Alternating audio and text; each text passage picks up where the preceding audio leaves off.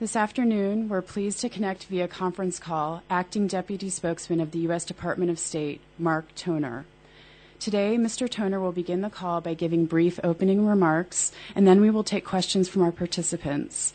Thank you, and without further ado, it's my pleasure to turn the call over to Mark Toner. Thanks, Carrie. I appreciate it, and thanks everyone for joining us today. Sorry we're running a little bit late. I was asked to talk to you a little bit about two situations, two crises really, that are affecting the African continent. I wanted to talk a little bit first about the situation in Libya, and then a little bit on the situation in Cote d'Ivoire, and then I'll open up to your questions. I won't talk very long, I promise. Let me start with Libya. In Libya, you've seen an international response led by the United States, but through the UN and through its international partners, and working in concert really with its international partners, to respond to what would have been a catastrophe, a humanitarian catastrophe of incredible proportions. You had a leader, Muammar Gaddafi, who had turned his weapons on his own people and was threatening to go house to house in the city of Benghazi, a city of 700,000 people, and exact his revenge. Faced with those kinds of threats from a leader who has carried out those kinds of threats, a 40-year regime, the UN, the international community, had to act.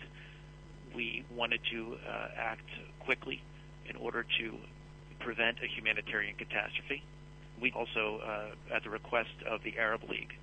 So this was an international effort, truly, and we enacted UN Security Council Resolution 1973, which, as you all know, helped set up the no-fly zone, which is now in place, and helped also to get humanitarian aid to the Libyan people.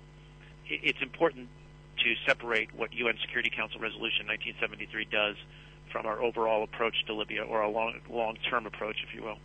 We still believe that Gaddafi has lost his legitimacy as a leader, and we believe he has to go.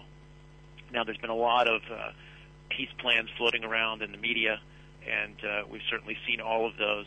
And ultimately, how Libya moves forward is really a question for the Libyan people.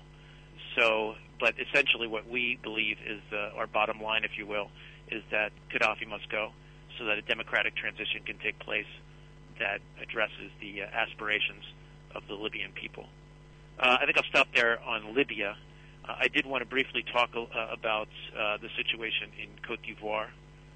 As you know, it's all very fluid, and probably you guys have more up-to-date information than I do this morning.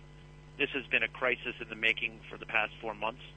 There was an election held. There was a clear winner of the election, President Ouattara, and we had a sitting president who refused to go, Mr. Gbagbo. He has created a crisis. He has used intimidation and violence against his people. He has refused to heed the call of the international community to step aside and allow President Ouattara to take office. And so we've got today a crisis that continues to mount. We are certainly concerned by the violence, the escalation in violence in Cote d'Ivoire for the past week. And we call on all sides to show restraint.